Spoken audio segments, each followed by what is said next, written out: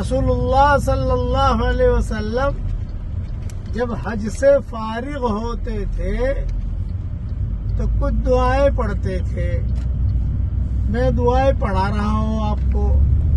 جو حاجی ہے وہ بھی پڑھ لے, جو حاجی نہیں ہے وہ بھی پڑھ لے. اور جب کبھی بھی پڑھ سکتے ہو.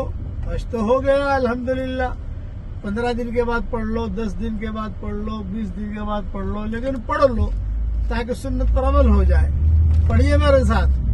لا الہ الا اللہ وحدہ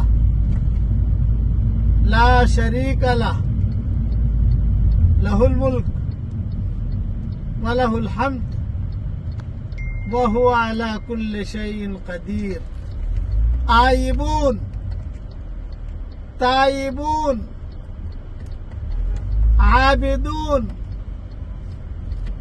ساجدون, لربنا حامدون. لا الہ الا اللہ وحدہ انجز وعدہ ونصر عبدہ وأعز جندہ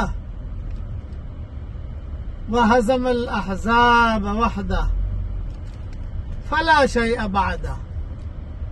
بخاری, مسلم, مسند احمد, ابن ماجہ, سب جگہ الگ الگ جملے ہیں. میں نے تقریباً سب جملے پڑھوا دیے ہیں.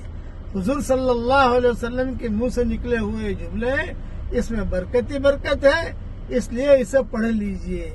حاجی بھی پڑھ لے, جو حاجی نہیں ہے وہ بھی پڑھ لے.